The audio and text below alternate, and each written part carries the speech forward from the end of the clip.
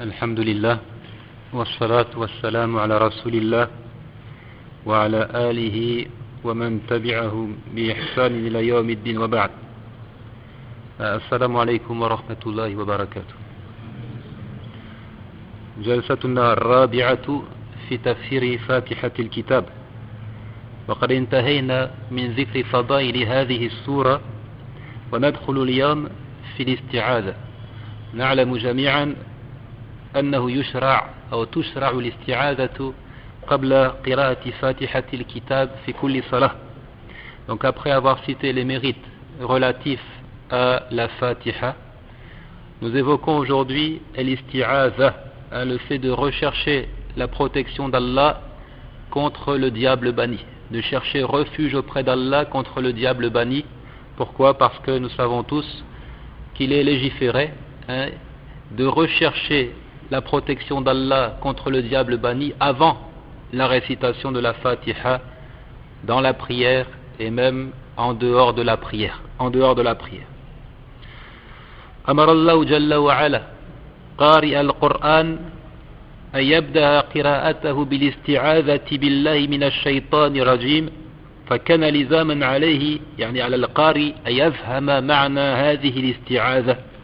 قال سبحانه: فإذا قرأت القرآن فاستعذ بالله من الشيطان الرجيم.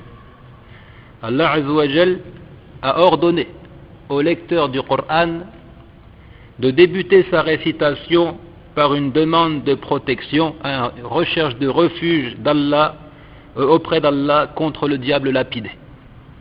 Le Très-Haut l'a dit dans le verset 98 du chapitre 16. Le verset 98 du chapitre 16. Lorsque tu lis le Coran, demande la protection d'Allah contre le diable banni. Demande la protection d'Allah contre le diable banni. Il y a des questions relatives à la jurisprudence que nous allons évoquer brièvement sans entrer dans les détails. Tout d'abord, est-ce que l'ordre ici est à prendre dans son sens premier? D'après les spécialistes des fondements de la jurisprudence, l'ordre, la forme impérative, indique le caractère obligatoire de la chose ordonnée.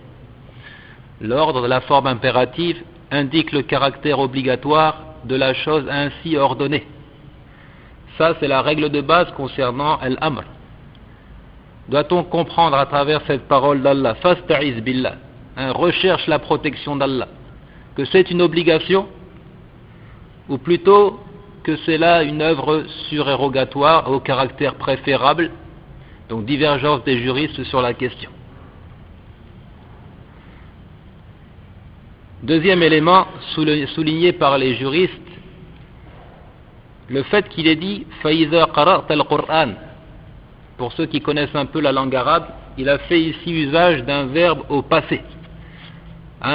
Une traduction littérale donnerait: et si tu as lu le Coran, alors cherche la protection d'Allah contre le diable banni. Certains juristes donc de s'en tenir au sens apparent du verset et de proposer la recherche de protection contre le diable banni après avoir terminé sa récitation. Après avoir terminé la récitation, فَإِذَا قَرَأْتَ الْقُرْآنَ فَاسْتَعِذْ بِاللَّهِ مِنَ الشَّيْطَانِ الرَّجِيمِ. S'en tenant au sens apparent, au sens littéral, si tu as lu le Coran, c'est-à-dire dans le passé, tu en as terminé avec la récitation, alors demande protection auprès d'Allah contre le diable. Mais la majorité des juristes voient que ce verset nécessite une interprétation, un ta'wil. Il nécessite une explication. On ne doit pas comprendre par là le passé, mais bien le fait de demander la protection avant la lecture du Coran. Et ce n'est pas un cas isolé. Dans de nombreux textes, on trouve cette formulation-là au passé, alors que le sens voulu est plutôt le présent. Au passé, alors que le sens voulu est plutôt le présent. D'accord? Par exemple, lorsque le prophète, alayhi salatu wa salam, entrait aux toilettes, il disait dans le hadith: قال إذا دخل الخلاء il disait étant entré aux toilettes. Au passé, il formulait une invocation.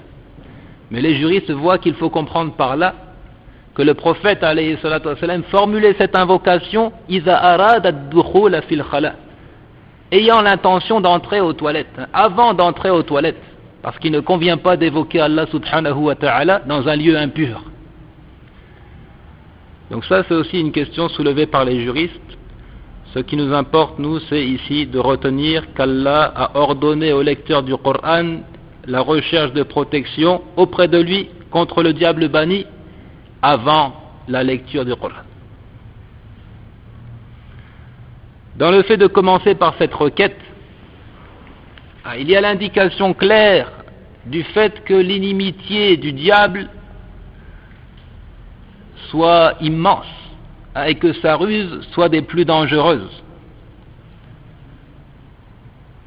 Nous avons dit, comme l'a dit le prophète alayhi salatu wassalam, Allah ukhbiruka bi'azami suratin fil Qur'an, ne vais-je pas t'informer du chapitre le plus grandiose qu'il y a dans le Qur'an? Il a dit Fatihatul Kitab.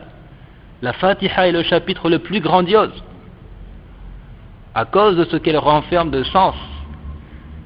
Et ici nous demandons protection auprès d'Allah contre le diable lapidé avant la récitation de ce chapitre. Pourquoi y a-t-il nécessité de rechercher protection auprès d'Allah?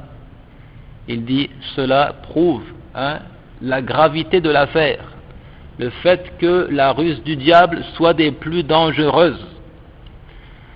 La gravité de l'affaire ressort dans de nombreux versets qui prouvent qu'il n'y a pas de trêve et d'armistice envisageable avec le démon et qu'il convient de le traiter comme un ennemi en tout temps et en tout lieu. Inna ash-shaytana lakum adu fattakhizuhu aduwa. Le Très-Haut a dit, le diable est certainement un ennemi pour vous, prenez-le donc pour ennemi. Cette inimitié qui oppose le diable à l'homme n'est pas comparable à l'inimitié qui peut naître entre les humains. Allah Azza wa Jal fait une distinction dans la manière de traiter l'ennemi de parmi les humains et l'ennemi de parmi les démons. Il a dit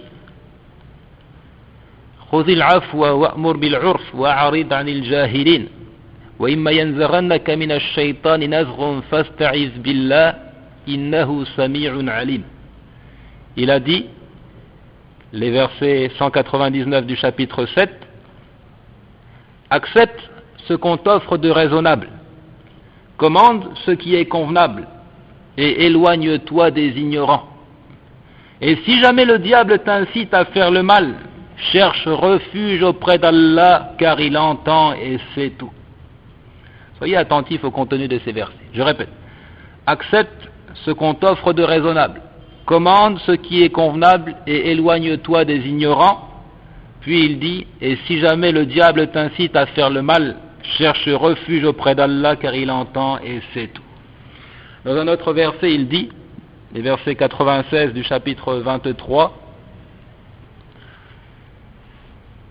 idfa billati hiya ahsanu sayyi'a nahnu a'lamu bima yasifun wa qul rabbi a'udhu bika min hamazati ash-shayatin wa a'udhu bika rabbi yahduruni. Il dit, repousse le mal par ce qui est meilleur. Nous savons très bien ce qu'ils décrivent et dit, Seigneur, je cherche ta protection contre les incitations des diables et je cherche ta protection, Seigneur, contre leur présence auprès de moi. Et je cherche ta protection, Seigneur, contre leur présence auprès de moi. Et enfin, ce troisième verset, le verset 34 du chapitre 41, de ces trois versets, nous allons tirer une conclusion. Le troisième verset dans lequel il dit ولا تستوي الحسنة ولا السيئة ادفع بالتي هي أحسن فإذا الذي بينك وبينه عداوة كأنه ولي حميم وما يلقاها إلا الذين صبروا وما يلقاها إلا ذو حظ عظيم وإما ينزغنك من الشيطان نزغ فاستعذ بالله إنه هو السميع العليم. Dans le 3e verset, il dit: la bonne action et la mauvaise ne sont pas pareilles. Repousse le mal par ce qui est meilleur. Et voilà que celui avec qui tu avais une animosité devient tel un ami chaleureux. Mais ce privilège n'est donné qu'à ceux qui endurent, il n'est donné qu'aux possesseurs d'une grâce infinie. Et si jamais le diable t'incite à agir autrement, alors cherche refuge auprès d'Allah, c'est lui vraiment l'audient, l'omniscient.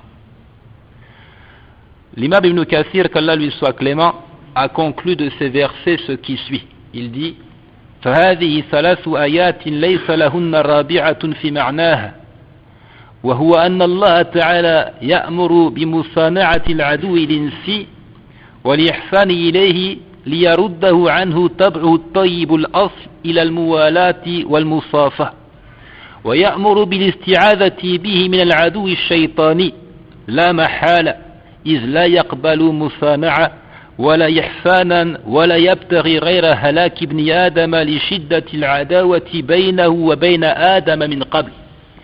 L'imam Ibn Kathir conclut ces 3 versets non pas de 4e semblable et allant dans le même sens. Allah Azza wa Jal ordonne d'être bon avec l'ennemi de parmi les humains afin de réveiller en lui les bons penchants, de faire naître l'amitié et la bienfaisance. Allah ordonne ici de repousser le mal par le bien. Idfa' billati hiya ahsan. Repousse le mal par le bien. Il ordonne la bienfaisance envers l'ennemi de parmi les humains afin de réveiller les bons penchants originels qui sont dans sa nature d'homme, et de faire naître l'amitié et la bienfaisance. Et Allah ordonne de chercher refuge auprès de lui contre l'hostilité du démon qui, lui, n'admet pas l'amitié et la bienfaisance. Il ne cherche que la perte du fils d'Adam à cause de l'agressivité qui fut entre lui et le père des hommes, Adam, dans le passé. Donc pas la même attitude à adopter vis-à-vis de l'homme et vis-à-vis du démon. Le fait qu'on ait débuté la lecture du Coran par une recherche de protection contre le démon indique la gravité de l'affaire, à le fait que son inimitié soit très grande. On ne peut pas espérer du démon qu'il devienne un ami. Citons que dans le chapitre An-Nas, les hommes, on parle en résumé du mal de sa propre personne et qui est certes provoqué, excité par les chuchotements du diable.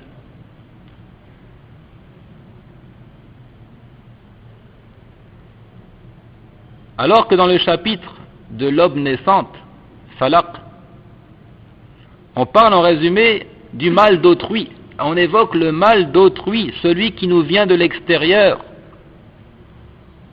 Réfléchissez ensemble sur le contenu de ces versets. Qul a'udhu bi rabbin nas, malikin nas, ilahin nas, min sharril waswasil khannas, alladhi yuwaswisu fi sudurin nas, min al-jinnati wan nas. On cherche protection contre les suggestions du diable, les incitations du diable, qui incitent l'homme à commettre le mal. Alors que dans l'autre, Falaq, Qul a'udhu bi rabbil falaq, min sharri ma khalaq, jusqu'à la fin des versets, c'est ici plutôt une protection contre le mal qui nous vient de l'extérieur. Wa min sharri naffathati fil 'uqad, wa min sharri hasidin idha hasad, contre le mal de celle qui souffle sur les nœuds, contre le mal du jaloux quand il jalouse.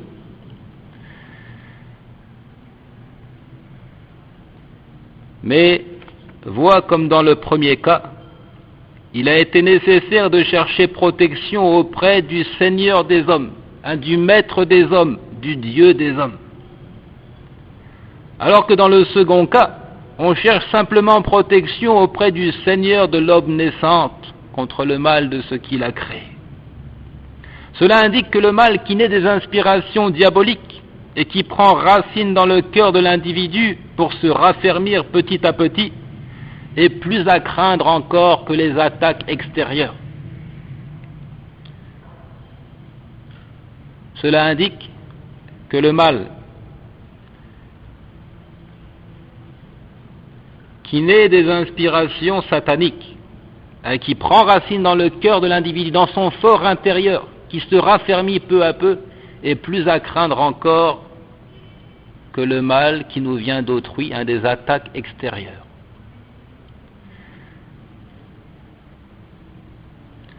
Pour refouler le mauvais conseiller qui chuchote et qui s'éclipse furtivement, c'est le sens de Khannas. Khannas, celui qui chuchote et qui s'éclipse furtivement, il a fallu chercher la protection d'Allah en évoquant tous les aspects de son unicité. Ar-Rububiyya, wal-Uluhiyya, wal-Asma wal-Sifat. Il a fallu évoquer tous les aspects de son unicité, unique en sa seigneurie. Qul a'udhu bi rabbin nas, unique en sa seigneurie, sa domination et son droit à l'adoration. Ilahin nas, malikin nas, ilahin nas. Et notons justement que ces trois termes ressortent dans la Fatiha. Lorsqu'il dit Seigneur de l'univers, lorsqu'il dit Maître du jour de la rétribution, et sa divinité également ressort au travers de son nom propre, Allah, et sa parole, Iyyaka na'budu, c'est toi seul que nous adorons. C'est pourquoi l'imam Ibn al-Qayyim dit Ash-shaytan a'zamu dararan ala al-insani min an-nafs al-mazmuma. Il dit le diable provoque en l'homme plus de dégâts que l'âme incitatrice du mal. بل إن النفس المذمومة كل ما يحصل منها من شر وفساد إنما هو بسبب تزيين الشيطان ووسوسته لأنها مركب الشيطان والآداة لتنفيذ الشر ولهذا أكثر الله في القرآن الكريم من ذكر الشيطان وذمه والتحذير منه في مواضع كثيرة وأمر بالاستعاذة منه عند قراءة القرآن بينما ذكر النفس المذمومة في 4 مواضع فقط فقال سبحانه إن النفس لأمارة بالسوء وقال ولا أقسم بالنفس اللوامة وقال ونهى النفس عن الهوى وقال ونفس وما سواها فألهمها فجورها وتقواها قد أفلح من زكاها وقد خاب من دساها. Il dit plus encore, tout ce qui survient de mal et de corruption émanant de l'âme n'a pour cause, origine, que l'embellissement du démon et ses suggestions. Donc, à l'origine du mal, il y a le démon. Tout ce qui survient de mal, de corruption émanant de l'âme n'a pour cause que l'embellissement du démon et ses suggestions. L'âme est comparable à la monture du diable. L'âme est comparable à la monture empruntée par le diable. C'est l'outil qu'il utilise pour exécuter son plan, pour réaliser le mal. C'est pourquoi Allah subhanahu wa ta'ala a multiplié la mention du diable dans son livre, le blâmant tantôt, mettant en garde à d'autres occasions contre lui et contre son mal. Il a ordonné de chercher protection contre lui au moment de lire le Coran. Alors qu'il n'a cité l'âme blâmée qu'à 4 reprises seulement. La mention du diable est multiple. Mais en ce qui concerne l'âme, il ne l'a cité qu'à 4 reprises. Ce qui prouve que le mal du démon est plus grand que le mal de l'âme. Ces 4 versets sont tout d'abord le verset 53 du chapitre 12, l'âme est très incitatrice au mal. Et sa parole, le verset 2 du chapitre 75, mais non, je jure par l'âme qui ne cesse de se blâmer. Et sa parole, verset 40 du chapitre 79, celui qui aura préservé son âme de la passion. Un verset qui indique que l'âme peut bel et bien sombrer dans la suivi des passions, pencher pour le mal. Et enfin, sa parole, et par l'âme est celui qui l'a harmonieusement façonné et lui a alors inspiré son immoralité de même que sa piété, a réussi certes celui qui la purifie et est perdu certes celui qui la corrompt. Verset 10 du chapitre 91. Donc l'imam Ibn al-Qayyim rahimahullah souligne ici le fait que le mal du démon soit plus grand que le mal de l'âme. Plus encore, le mal qui est produit par l'âme, qui émane de l'âme, a pour origine les chuchotements du démon. C'est pourquoi Allah Azza wa Jal a beaucoup cité le démon, mettant en garde contre lui. Or, il n'a cité l'âme qu'à 4 reprises. L'âme incitatrice au mal qu'à 4 reprises. ولم يأمر بالاستعاذة منها في موضع واحد من القرآن وإنما جاءت الاستعاذة من شرها بالسنة كما في حديث أبي هريرة في تعليم النبي صلى الله عليه وسلم لأبي بكر كلمات يقولهن إذا أصبح أو إذا أمسى وإذا أخذ مضجعه وفيهن أمره صلى الله عليه وسلم له أن يقول أعوذ بالله من شر نفسي. وفي خطبة الحاجة كما في حديث ابن مسعود قال علمنا رسول الله صلى الله عليه وسلم خطبة الحاجة إن الحمد لله نستعين ونستغفره ونعوذ به من شرور أنفسنا. الحديث.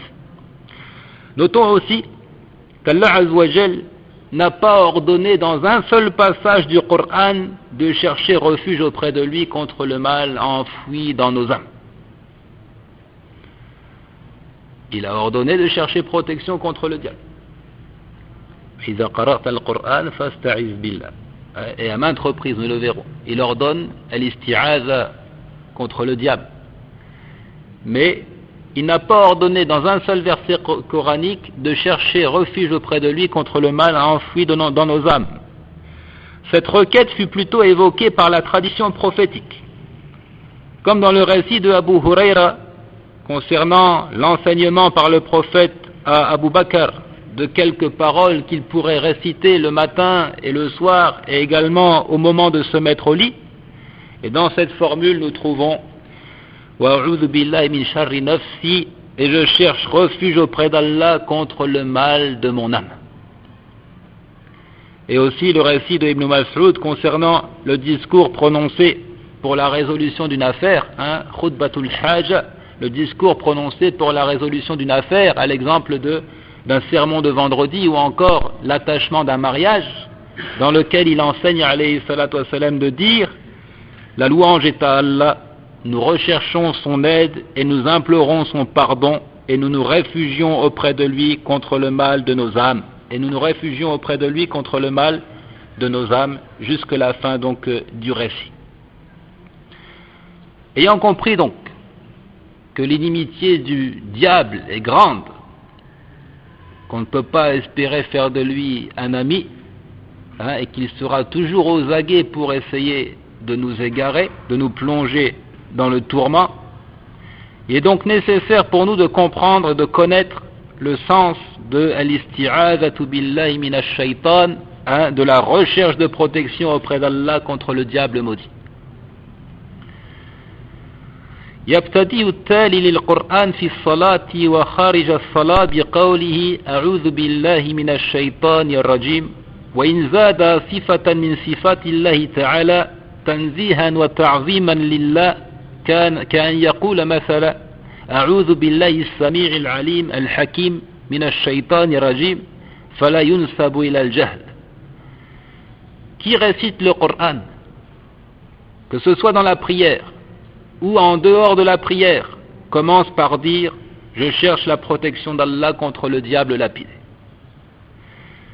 Les érudits de dire « S'il y ajoute un attribut, un de parmi les qualificatifs sublimes du Très-Haut, parmi les attributs divins, par vénération pour lui, par souci de nier pour lui toute défaillance, tout défaut, alors cet individu-là ne sera pas taxé d'ignorance. Cet individu qui ajoute un certain nombre d'attributs d'Allah je cherche protection auprès d'Allah, hein, le grand, le sublime, l'audient, le clairvoyant, le tout-puissant, contre le diable lapidé. Celui-là n'est pas taxé d'ignorance.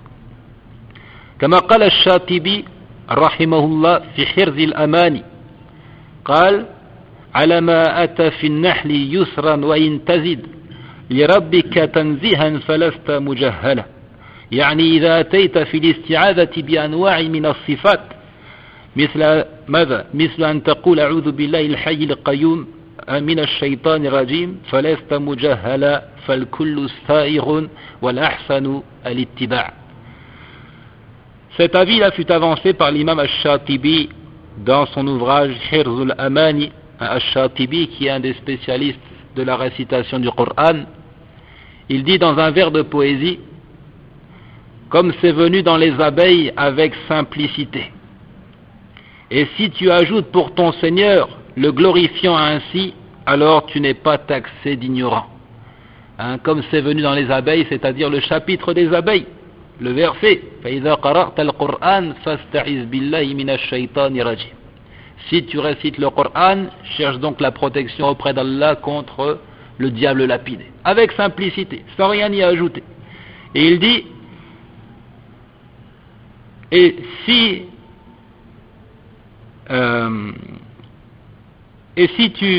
tu ajoutes à cela, si tu ajoutes pour ton Seigneur le glorifiant ainsi, alors tu n'es pas taxé d'ignorance. Il veut dire que si tu formules ta demande de protection en tenant strictement à ce qui est mentionné par le Coran, c'est bien. Et si tu y ajoutes plusieurs types d'attributs, comme de dire je cherche la protection d'Allah, le vivant, celui qui subsiste par lui-même, etc., alors tu n'es pas non plus blâmable, le tout est acceptable, même si la meilleure attitude consiste à suivre strictement ce qui est transmis du prophète sallallahu alayhi wa sallam, sans rien y ajouter.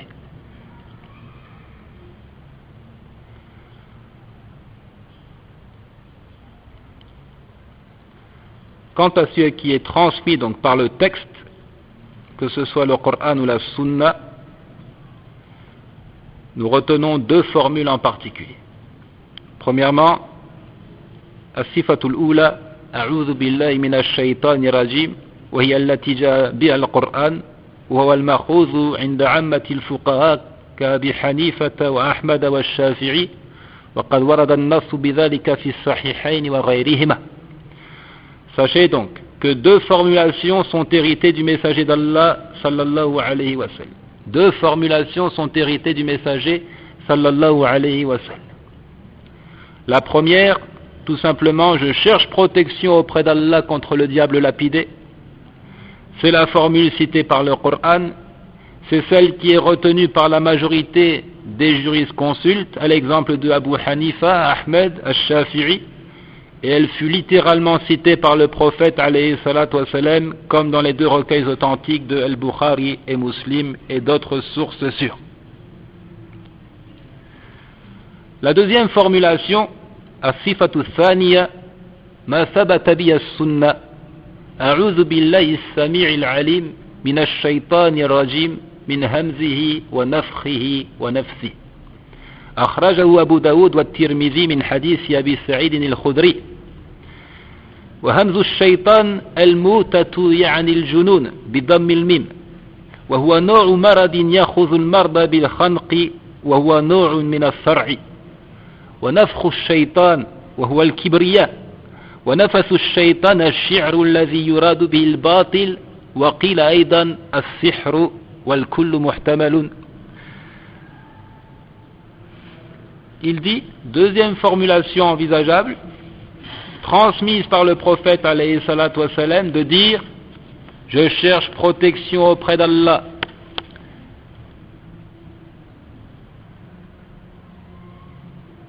L'audient, le parfaitement connaisseur, contre le diable lapidé, contre son toucher, son souffle et son crachat.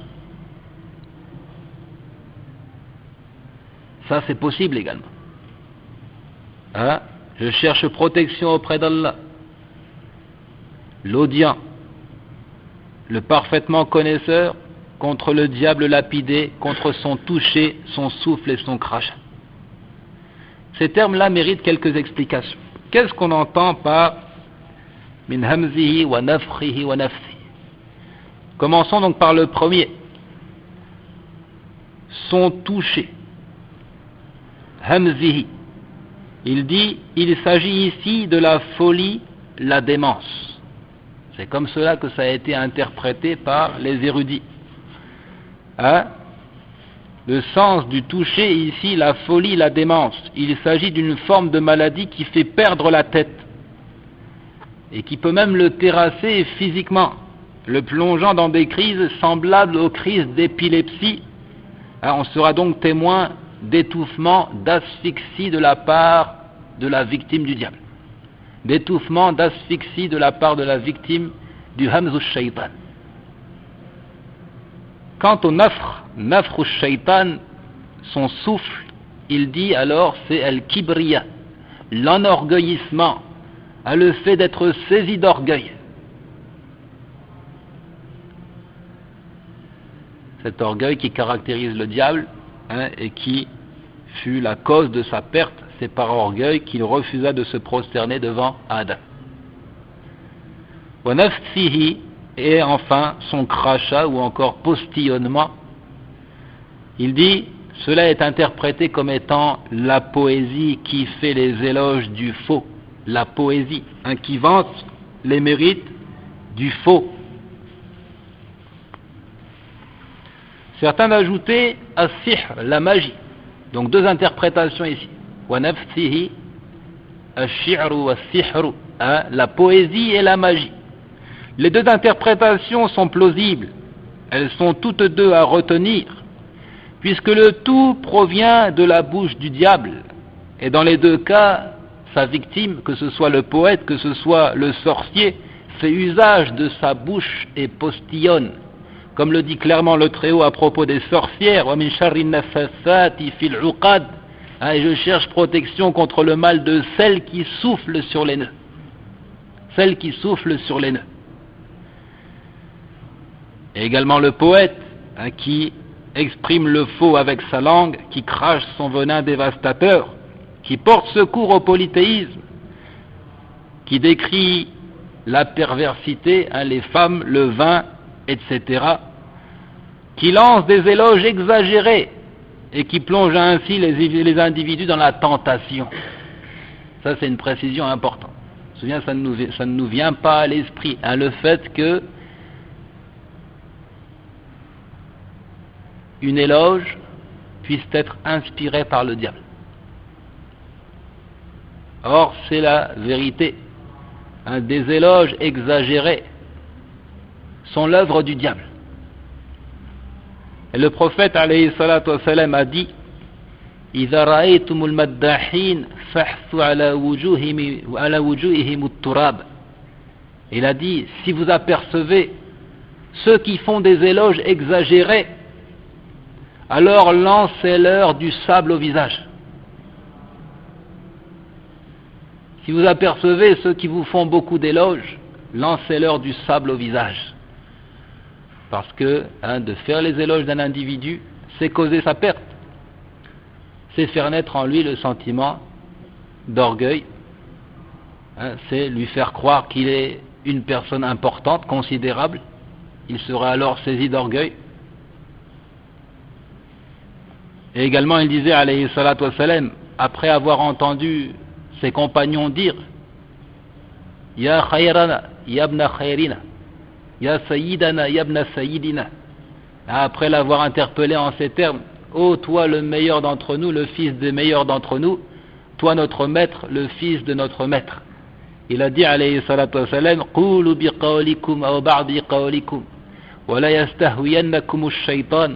إنما أنا محمد عبد الله ورسوله ولا أحب أن ترفعوني فوق منزلة التي أنزلني الله.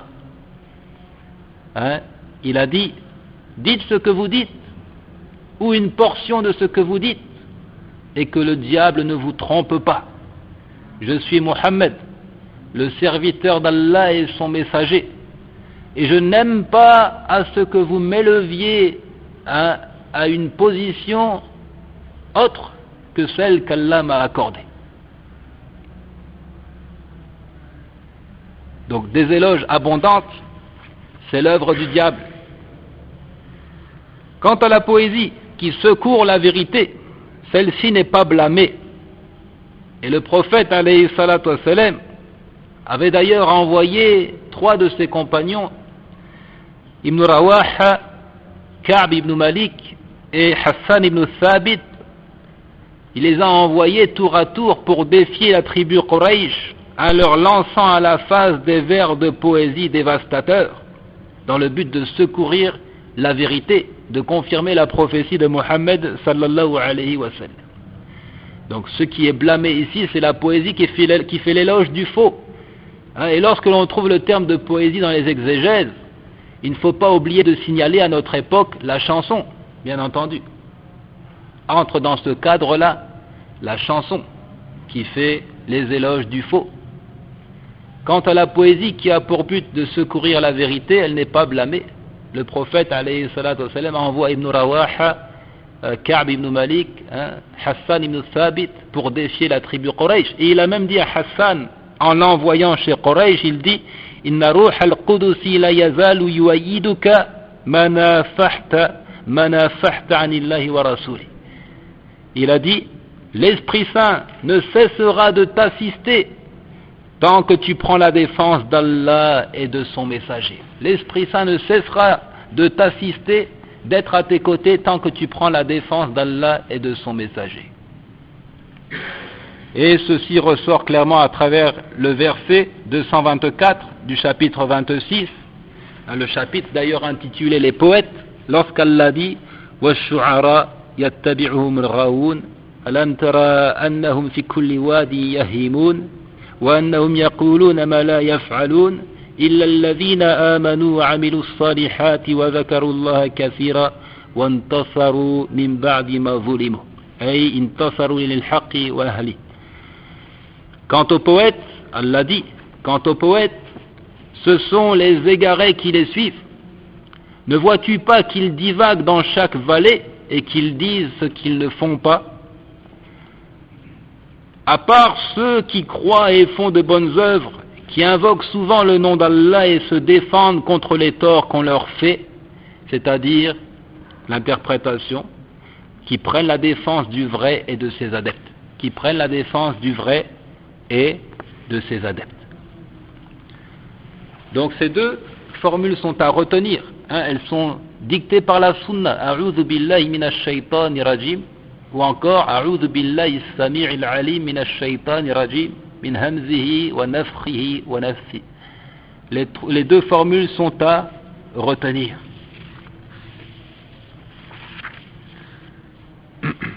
Sachez que d'autres formules furent citées concernant donc al-isti'az, mais à d'autres occasions. Ces 2 formules que je viens de citer sont donc les plus authentiques lorsqu'il s'agit de faire la récitation du Coran, dans la prière ou en dehors de la prière. Et s'il fallait faire un choix, s'il ne fallait en retenir qu'une seule et la désigner comme étant la plus sûre, la plus authentique, alors on aurait retenu la première, A'udhu billahi minash shaytanir rajim, celle qui est citée par le Coran. Cela car certains érudits souligne le fait que la seconde formule fut citée dans le contexte de la prière nocturne en particulier. De la prière nocturne en particulier.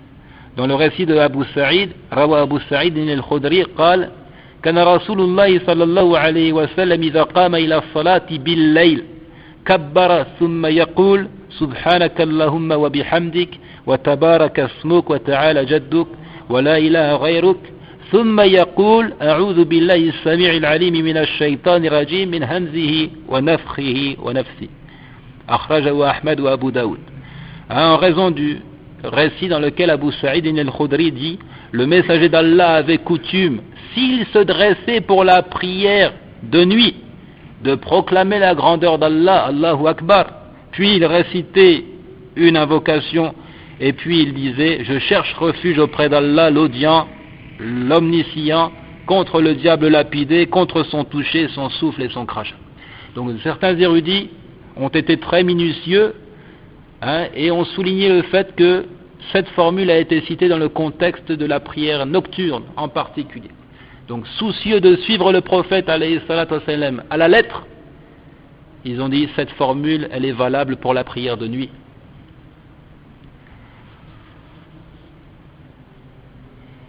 Quant aux autres formules, alors elles sont prescrites à d'autres occasions.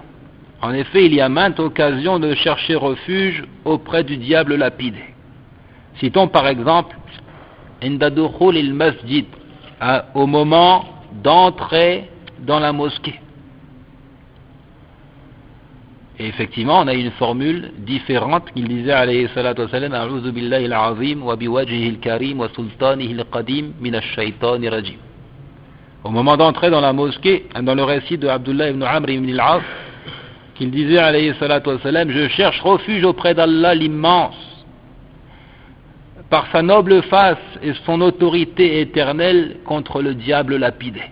Le récit rapporté par Abu Daoud. Inda al-khuruj, au moment de sortir de la mosquée également, puisque dans le récit de Abu Huraira, qu'il disait alayhi salatu wassalam, wa idha kharaja falyusallim ala al-nabi waliyaqul allahumma a'simni min ash-shaytani rajim. Le récit rapporté par Ibn Majah de Abu Huraira, authentifié par Al-Albani, et au moment de sortir de la mosquée, qu'il adresse donc ses salutations au prophète et qu'il dise ô Allah, a'simni min ash-shaytan, préserve-moi contre le diable banni. Et d'autres occasions encore, je les cite brièvement. Inda al-faza'i min an-nawm, lorsqu'on se réveille brusquement, il faut chercher la protection d'Allah contre le diable. On est réveillé en sursaut. عندما يوسوس الشيطان للمسلم في معتقده بربه, lorsque le diable chuchote jusqu'à ce qu'on finisse par avoir un doute quant au bien fondé de la religion, un doute quant au credo de l'islam. Là encore, on cherche protection contre le diable. وعندما يلبس على الإنسان في صلاته, lorsque le diable chuchote à l'individu dans sa prière de sorte qu'il soit perturbé, qu'il ne sache plus où il en est, lorsqu'on ressent sa présence dans la prière, on cherche protection auprès d'Allah contre lui. وعند الغضب, au moment de la colère, lorsqu'on est saisi de colère. وعندما يرى الإنسان رؤيا يكرهها, lorsque l'individu aperçoit une vision qui lui déplaît, c'est-à-dire il fait un mauvais rêve, un cauchemar. Là encore, il cherche protection auprès d'Allah contre le diable. Lorsqu'on entend les aboiements des chiens, le terme m'échappe, et la voix des ânes, le braiement des ânes, voilà. Et lorsqu'on entend le braiement des ânes, là encore il faut chercher protection auprès d'Allah contre le diable, comme il le dit alayhi salatu wa sallam, il voit ce que vous ne voyez pas, c'est-à-dire ces animaux là aperçoivent les djinns. Inda nuzul manzil, lorsque en voyage on fait une halte et on décide donc de passer la nuit à un endroit. Wa inda dukhul al-khala, au moment d'entrer aux toilettes, on cherche protection auprès d'Allah contre les démons mâles et femelles.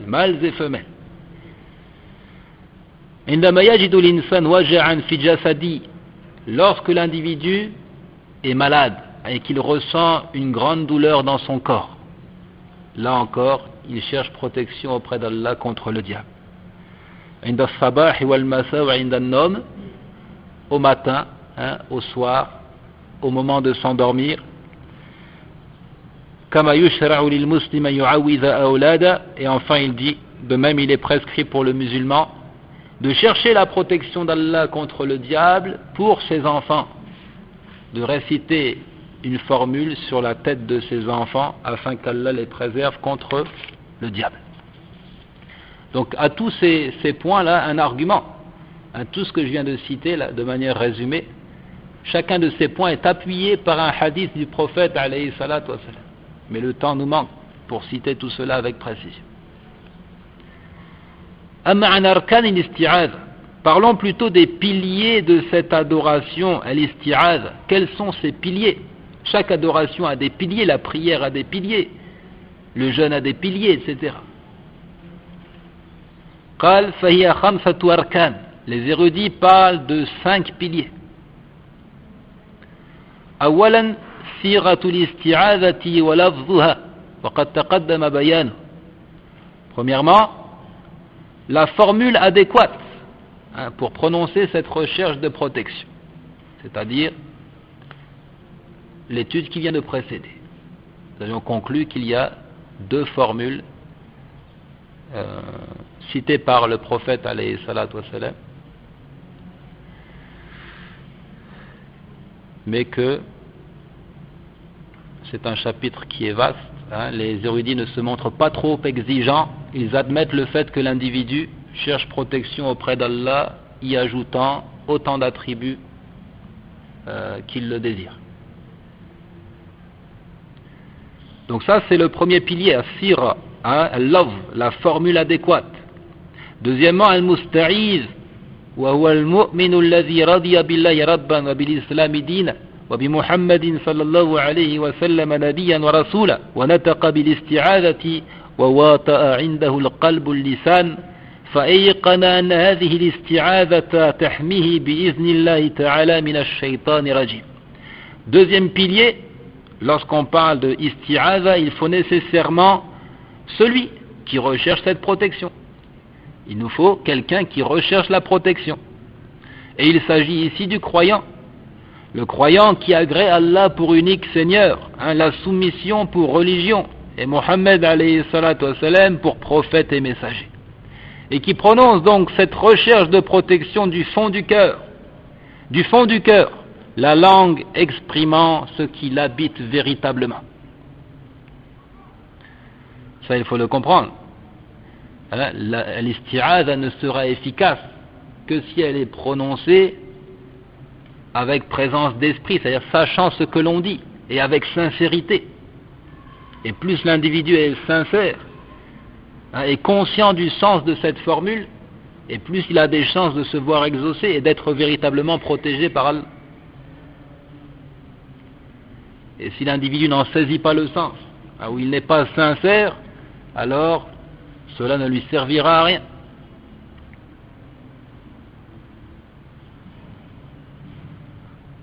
Il la prononce, ayant la certitude que cette formule, consistant donc à rechercher la protection d'Allah, le protégera bel et bien, et ce par la volonté d'Allah, par la permission d'Allah contre le diable lapidé. Troisième pilier, al-musta'adhu bihi. Troisième pilier, celui de qui on recherche la protection. Wa huwa Allahu jalla wa ala, alladhi man ista'adha bihi a'adhahu wa ajarahu wa 'asamahu wa hafizahu wa hama. كما عاذ مريم وابنة عمران وذريتها بسبب دعاء والدتها امرأة عمران. Celui donc de qui on recherche la protection, c'est bien Allah puissant et majestueux. Celui qui, s'il est invoqué, exauce. Celui qui protège, qui préserve. De la manière dont il a protégé Marie, la fille d'Imran, et sa descendance. Et ce, à cause de l'invocation de sa mère. Une invocation formulée par sa mère. Allah Azza wa Jal nous compte cet épisode dans le verset 36 du chapitre 3. Rabbi inni wada'tuha unsa. Wallahu a'lamu bima wada'at wa laysa adh-dhakaru kal-unsa. Wa inni sammaytuha Maryama wa inni u'idhuha bika wa dhurriyyataha min ash-shaytani rajim. فتقبلها ربها بقبول حسن وأنبتها نباتا حسنا وكفلها زكريا. Puis lorsqu'elle eut accouché, elle dit, Seigneur, voilà que j'ai accouché d'une fille. Or, Allah sait mieux ce dont elle avait accouché. Le garçon n'est pas comme la fille. Je l'ai nommée Marie, et je la place ainsi que sa descendance sous ta protection contre le diable banni. Son Seigneur l'agréa alors du bon agrément, la fit croître en belle croissance et il en confia la garde à Zacharia. Et effectivement, la tradition confirme que cette invocation prononcée par la femme d'Imran fut exaucée.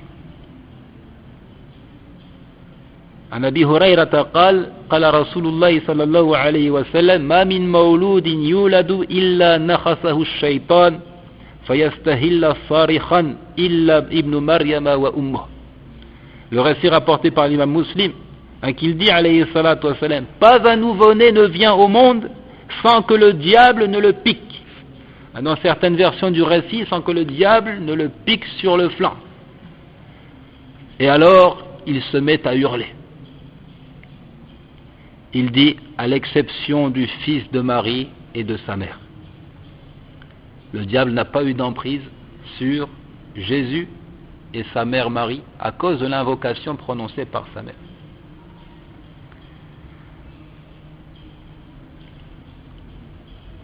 Donc ça, c'est le secret. Pourquoi est-ce que tout nouveau-né se met à hurler? Simplement parce que le diable le pique. الاستعاذة إنما تكون بالله وأسمائه وصفاته وكلماته التامة التي لا يجاوزهن بر ولا فاجر وأكثر ما ورد في القرآن الاستعاذة باسمه تعالى الله قال سبحانه إن في صدورهم إلا كبر ما هم ببالغ فاستعذ بالله.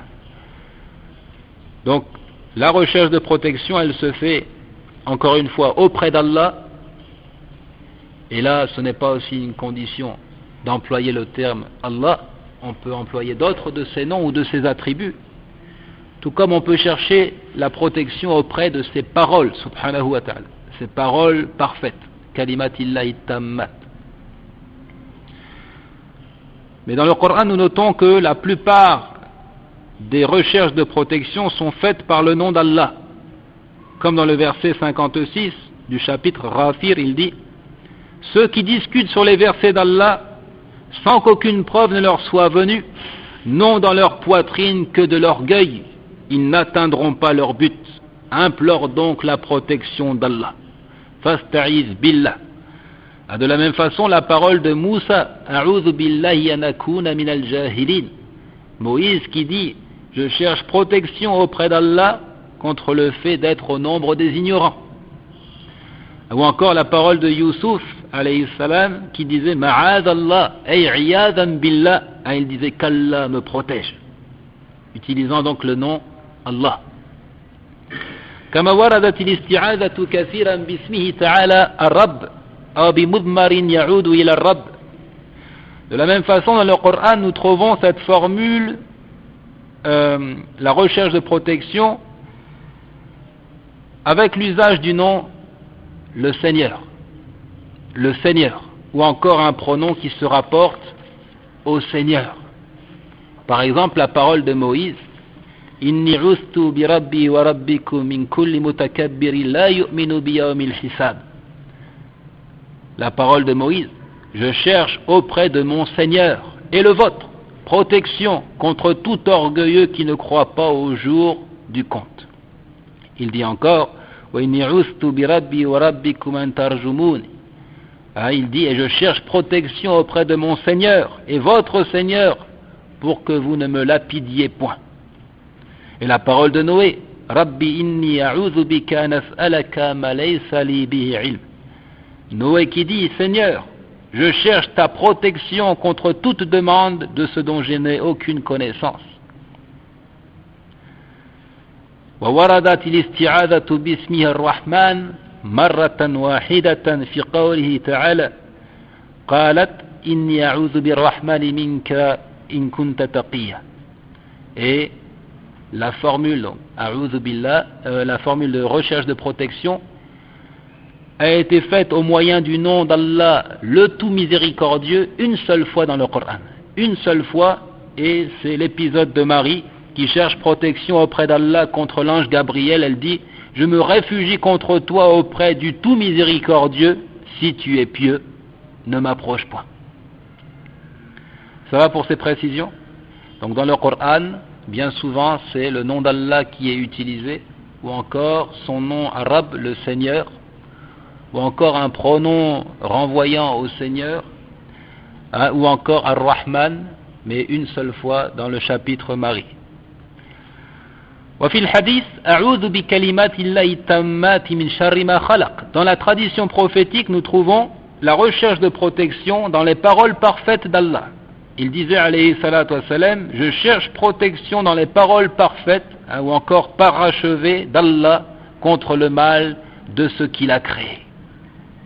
ولا تصح الاستعاذة بغير الله فيما لا يقدر عليه إلا الله لأن الاستعاذة بالمخلوق في أمر لا يقدر عليه إلا الله شرك ولا تدفع شرا ولا تجلب خيرا بل هو مما يزيد المستعيذ خوفا ورهقا كما قال سبحانه وتعالى في سورة الجن وأنه كان رجال من الإنس يعوذون برجال من الجن فزادوهم رهقا.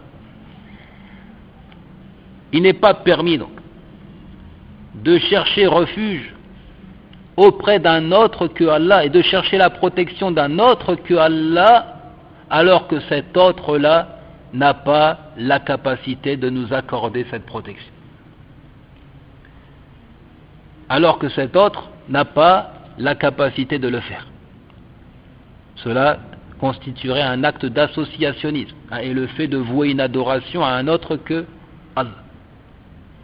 Et jamais cette attitude ne pourra accorder à l'individu la paix et la tranquillité. Bien au contraire. Celui qui voue une forme d'adoration à un autre que Allah, il sera plongé dans l'angoisse. Plongé dans l'angoisse pour avoir commis le crime de l'associationnisme. D'abord parce que cet autre-là ne peut pas dissiper son angoisse. Il n'a pas la capacité de le protéger. Et à cause de son geste simplement, Allah Azza wa Jal jettera l'effroi dans son cœur. Allah Azza wa Jal a dit dans le verset 6 du chapitre des djinns, or il y avait parmi les humains mâles ceux qui cherchaient protection auprès des mâles de parmi les djinns. Et il ajoute, mais cela ne fit qu'accroître leur détresse. Mais cela ne fit qu'accroître leur détresse. Et dans les versets 81 du chapitre 6, وَكَيْفَ أَخَافُ مَا أَشْرَكْتُمْ وَلَا تَخَافُونَ أَنَّكُمْ أَشْرَكْتُمْ بِاللَّهِ مَا لَمْ يُنَزِّلْ بِهِ عَلَيْكُمْ سُلْطَانًا فَأَيُّ الْفَرِيقَيْنِ أَحَقُّ بِالْأَمْنِ إِن كُنتُمْ تَعْلَمُونَ الَّذِينَ آمَنُوا وَلَمْ يَلْبِسُوا إِيمَانَهُم بِظُلْمٍ أُولَئِكَ لَهُمُ الْأَمْنُ وَهُمْ مُهْتَدُونَ. Et dans les versets 81 du chapitre 6, Abraham qui dit aux polythéistes, et comment aurais-je peur des associés que vous lui donnez, alors que vous n'avez pas eu peur d'associer à Allah des choses pour lesquelles il ne vous a fait descendre aucune preuve? Lequel des deux partis a le plus droit à la sécurité? Dites-le si vous le savez. Et il répond en disant, ceux qui ont cru et qui n'ont pas troublé la pureté de leur foi par quelque inéquité, ceux-là ont la sécurité et ce sont eux les bien guidés.